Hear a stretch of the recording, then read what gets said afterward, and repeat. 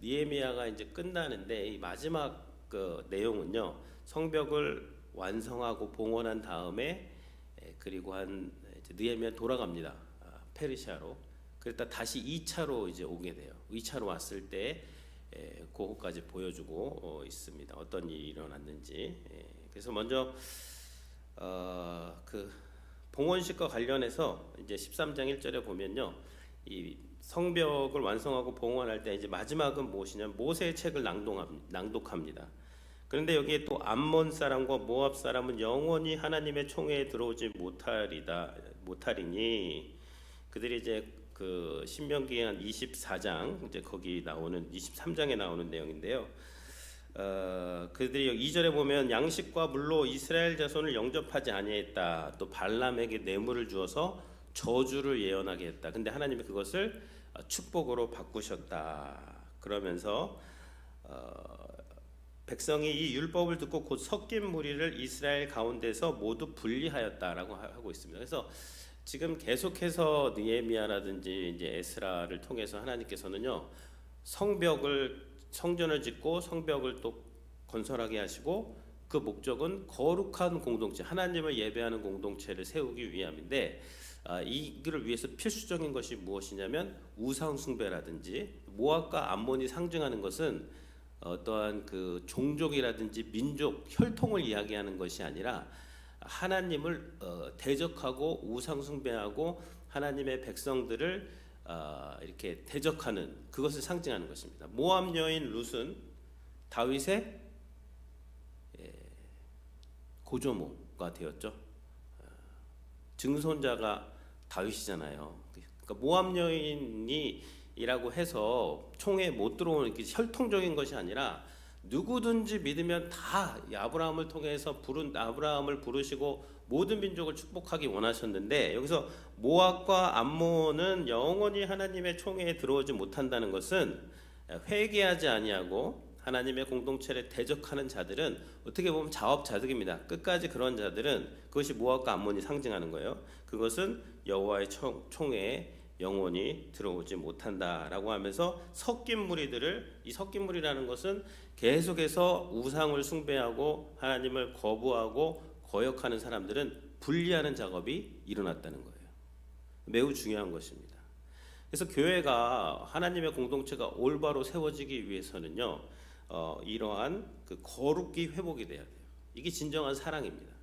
하나님의 사랑이 충만한 곳에는요, 이 거룩이 또 회복이 되고, 이렇게 분리가 일어나요.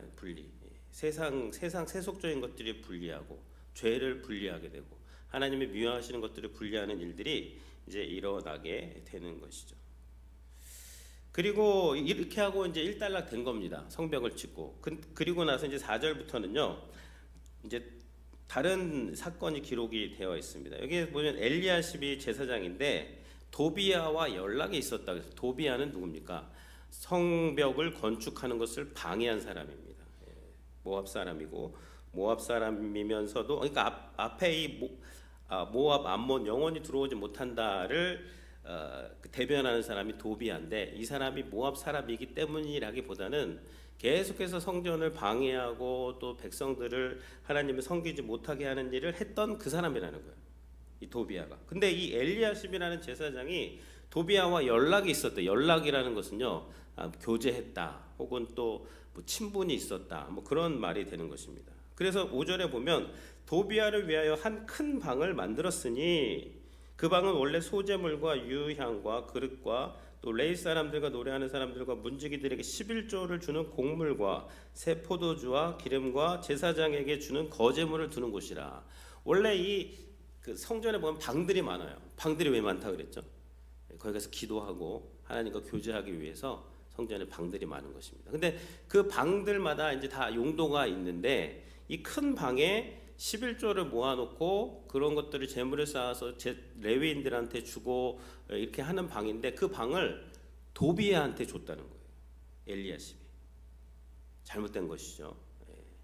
근데 이제 6절에 보면 그때는 내가 예루살렘에 있지 아니하였느니라 그랬어요. 그래서 느헤미야는 본국으로 이제 돌아갔어요.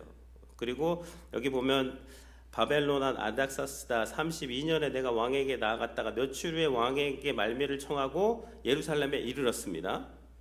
그러니까 엘리야십이 도비야를 위해서 하나님의 전들 방을 만든 악한 일을 알게 돼요. 느헤미야가. 그러니까 어떻게 하죠? 8절에 심히 근심하여 도비야의 세간을 그 방 밖으로 다 내어 던지게 됩니다. 9절에 명령하여 그 방을 정결하게 하고 하나님의 전의 그릇과 소재물과 유향을 다시 그리로 들여 놓았느니라. 이것들이 무슨 말이냐면요. 이제 그 개혁은 우리가 지금 성벽을 통해서 성벽 짓고 뭐 했어요? 부흥했잖아요. 수문학교에 앞에서 그 부흥회 막 새벽부터 정오까지 부흥회 하고 막 3시간씩 말씀 읽고 해석해주고 그러니까 뭐 회개가 일어나고 막 수장절도 지키고 그러니까 막 삶이 변하고 가정도 변하고 막 이런 일이 일어났어요. 근데 그렇게 그 큰 부흥이 일어나고 한 12년 지나니까 어떻게 돼요? 또 이렇게 엘리야십이 그 성전에다가 도비야를 위한 방 만들어 놓고 또 성전이 타락해 가기 시작하는 것을 보여준다는 거예요. 그럼 이건 무슨 말일까요? 성도가 정결하게 또 계속해서 유지하는 것은요, 매일매일 기도하고 매일매일 말씀 보지 않고는 개혁은 유지되지 않는다는 것입니다. 한 번의 개혁으로 한 번의 부흥으로 다 되는 것이 아니라 계속해서 우리가 왜 오늘도 나와서 이렇게 하죠? 이렇게 안 하면은 우리는 하나님을 덜 생각하게 되고 세상을 더 이렇게 안 하고 집에서 내가 말씀 보고 그러면 괜찮죠. 혹은 출퇴근할 때 그럴 때 하나님을 많이 생각하면 괜찮죠. 근데 새벽 기도도 안 하고 집에서도 생각을 덜 하게 되고 주중 그 일과 속에서도 하나님을 생각하지 않으면 이렇게 나도 모르는 사이에 도비야를 위한 방을 우리 성전에 만들어 놓고 도비야를 끌어들여 가지고 이 성전이 타락하게 된다는 것을 보여주는 그런 또 영적인 원리가 있게 되는 것이죠. 그래서 수요예배도 매일 나와서 드리는 것이고 이렇게 금요일 오늘도 나와서 기도하는 것이고 이런 것들을 통해서 우리가 계속해서 부흥을 경험하게 되고 개혁을 유지하게 되는 것이죠. 그리고요 이제 10절에 보면 내가 또 알아본즉 레위 사람들이 받을 목을 주지 아니하였으므로 그 직무를 행하는 레위 사람들과 노래하는 자들이 각각 자기 밭으로 도망간 것 같습니다. 레위인들이 이제 성벽이라든지 성전에서 봉사를 하기 위해 헌신을 하려면 또 나머지 지파들이 11조를 잘 내어서 그 방에다가 잘 쌓아놔서 그것을 나눠주는 그런 것을 통해서 하나님께서 성벽을 잘 이제 돌볼 수 있도록 하셨는데 그런 일들이 잘 안 됐던 것이죠. 그래서 느헤미야가 와서 받을 목이라 그랬어요. 받을 목을 이제 주지 않았다. 그래서 11절에 보면 내가 모든 민장들의 꾸짖어 이르기를 하나님의 전이 어찌하여 버림받았느냐 소홀하게 됐다. 그들이 무시했다. 별로 생각하지 않았다. 마음에 두지 않았다. 이제 그런 말이에요. 다른 것들만 하는데 그냥 정신이 팔려서 하나님의 전을 별로 생각하지 않고 다 그러니까 이제 11조라든지 이런 것들이 곳간에 보이지 않고 그러니까 그게 분배가 안 되니까 레위인들은 자기 밭으로 가버리게 되죠.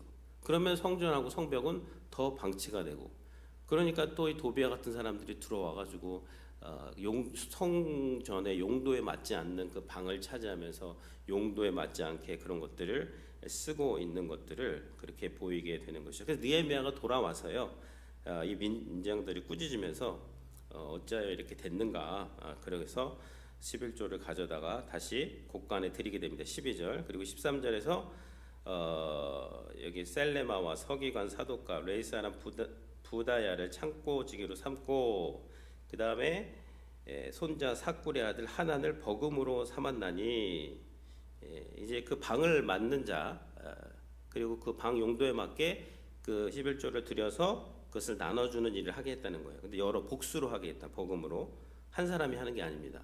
그래서 그렇게 하고 그들이 충직한 자로서 인정됨이라. 그래서 이런 것들을 나눠주고 하려면요, 충직한 자라는 것은 충성된 자라는 거예요. 언약에 충성하고 하나님과의 관계에 있어서 충성하고 다 인정된 그런 사람들 충직한 자로 인정됩니다. 그 직분은 형제들에게 배분하는 일이었느니라 이렇게 말씀을 하고 있습니다. 그리고 마지막에요 이제 기도로 끝납니다.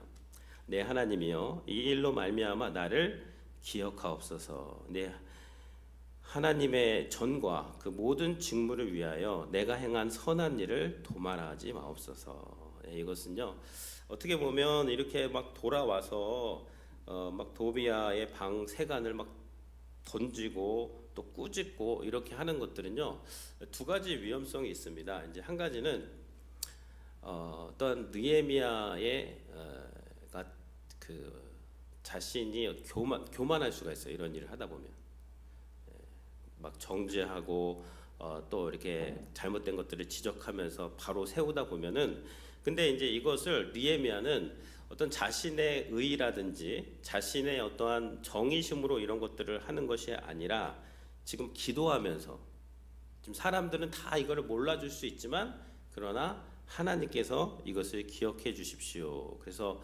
겸손하게 또 자기가 해야 될 일을 하고 있고요. 또 성경에는 여러 가지 개혁의 어떠한 그런 모습들이 있습니다. 그래서 느헤미야가 이렇게 막 급진적으로 할 수 있는 이유는 그가 와서 이미 10년 전에 와서 성벽도 다 세우고 백성들하고 어느 정도 리더십이 인정받았기 때문에 이렇게 할 수 있는 거예요. 뭐 아무나 가가지고 이렇게 하면 안 됩니다. 신약에 보면 또 회의를 하고 또 성경 말씀에 근거해서 또 기다리면서 차근차근 하는 그런 모델도 사도행전 15장이라든지 문제가 있을 때 가서 그런 것들을 보여주고 있는 거. 여러 가지 급진적으로 개혁하는 것도 있고 또 순차적으로 또 하는 것도 있지만 결국은 기도하면서 이게 사람 앞에서 하는 것이 아니라 하나님 앞에서 이런 일을 하고 있습니다. 그래서 오늘 정리를 하면요, 이제 개혁은 날마다 해야 되는 거예요. 날마다 말씀 보고 날마다 기도하고 날마다 하나님 생각하면 점점점 거룩해져 갑니다. 근데 이걸 멈추면요, 뭐 과거에 얼마나 대단했던지 사람은 육을 갖고 있기 때문에 하나님을 늘 바라보지 않으면 쇠퇴할 수밖에 없어요. 생각하는 것들이 다 사는 것들이 행동하는 것들이 세속적으로 점점 빠질 수밖에 없다라는 거, 날마다 새로워져야 된다는 거, 그런 것들을 볼 수 있고요. 그리고 개혁은 나로부터 시작돼야 됩니다. 지금 여기 보니까 제사장도 자기 일을 다 안 했고, 그러니까 도비야 같은 사람이 성전 방 들어와서 하고 있고, 제사장이 안 하니까 백성들도 11조를 안 하게 되고, 백성들이 11조를 안 하니까 레위인도 다 자기 밭으로 도망가서 이 성전을 돌보는 일들이 잘 시행되지 않고 있어. 이게 다 총체적으로 문제가 두고 한 사람의 문제만 아닙니다. 그러면 어떻게 해결할 수 있을까요? 먼저 내가 내 할 일을 하면 됩니다. 제사장은 자기 일을 똑바로 하면 돼요. 이런 도비야 같은 사람한테 큰 방 주는 거 이거 안 됩니다.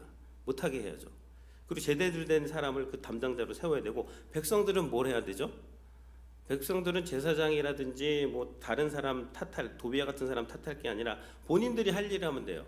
본인들의 정직한 그런 드려야 될 것들을 드리면 되는 것이고요. 레위인들은요. 레위인들은 하나님 앞에서 본인이 기도하면서 또 자신들이 행할 그런 일들을 행하면 되는 것입니다. 이렇게 그러니까 성령이 임하고 또 부흥이 된다는 것은요, 나를 돌아보고 내가 할 일을 먼저 하게 함으로 이런 개혁들이 일어나게 되는 것입니다. 그래서 교회도 마찬가지입니다. 지금 이제 12월인데요. 우리가 교회 뭐 예산도 짜고 뭐 그러고 있는데요. 각자 이제 본인의 일들을 많이 신경을 쓰면 됩니다. 예를 들면 그런 거죠. 교회에서 정말 그 하나님을 사랑하고 또 정직한 11조를 드리고 헌금을 많이 하시는 분들은요, 보면요, 별 말이 없으세요. 뭐 교회가 뭐 구제해야 된다, 뭐 선교해야 된다, 재정이 투명해야 된다, 이런 말 하는 건 좋습니다. 하실 수 있어요. 근데 그런 말을 하는 것보다 더 먼저 뭘 봐야 되냐면, 내가 교회의 구성원으로서 정말 내가 할 일을 하고 있는가, 그걸 먼저 봐야 돼요. 그리고 하나님께 먼저 기도하고, 그거를 먼저 보시고, 목회자는 어떻게 해야 될까요? 목회자는 목회자를 먼저 봐야죠. 헌신하고 또 하나님 앞에서 하나님을 바라보고 뭐 이렇게 풍족하지 않아도 하나님 바라보고 해야 되는 것이고, 또 성도들은 성도들이 할 일하고 목회자는 목회자 할 일을 하면서 또 하나님께서 교회를 세워 나가게 하시는 거지. 이게 반대가 되면 힘들어지게 되는 것이죠. 그리고 여기 13절에 보면요, 재정리를 하는 것은 충직한 자들이 하는 거예요. 충직하다는 것은 언약에 충직해야 되고 또 재정에도 충직해야 됩니다. 그리고 여기 보면 여기 복음으로 삼았다 그랬잖아요. 그러니까 혼자 하는 게 아닙니다. 뭐 교회 재정이라는 것들, 어떠한 것들을 분배하고 받아들이고 나누고 이런 것들은요, 왜 혼자 하면 안 되냐면은 그 사람을 믿지 못해서가 아니라 서로를 안전하게 보호하기 위해서요. 두 사람 이상이. 인간은 다 악합니다. 교회 보면요, 이런 재정 사고가 뉴스로도 막 나와요. 근데 왜 터질까요? 대부분 혼자 합니다. 처음에는 다 하는데 나중에는 그것이 길어지게 그 제도적으로 매우 위험한 겁니다. 그런 제도를 만들면 안 되고 이렇게 복수로, 항상 복수로 하고 복수로 체크하고 서로 그게 안전하게 하고 서로를 보호하는 일들이 되는 것이고, 느헤미야가 그렇게 지금 하고 있는 것이죠. 그리고 마지막에 기도함으로, 이게 어떤 자기 정의감이라든지 내가 이렇게 했다, 내가 이걸 바로잡았다, 그게 아니라 느헤미야는 하나님 기억해 주십시오. 제가 하는 이거. 사람들은 오해할 수도 있고 또 뭐 이렇게 그렇게 할 수도 있지만 저는 그런 것보다는 하나님 보면서 이 모든 것을 했기 때문에 하나님께서 이 한 일에 대해서 축복해 주시고 하나님의 전과 그 모든 직무를 위하여 내가 행한 선한 일을 도말하지 마시고 하나님 이 일에 축복하여 주십시오라고 그렇게 기도하면서 그렇게 끝나고 있습니다.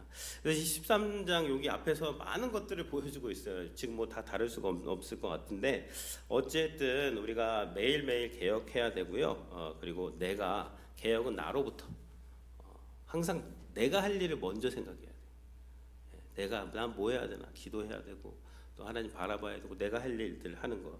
다른 사람이 뭐 어쨌다 저쨌다 라고 하기 전에 내가 할 일. 그리고 교회를 보면요, 교회 정말 제대로 된 어른들이 딱 두세 분 계시면요, 교회는요 평안합니다.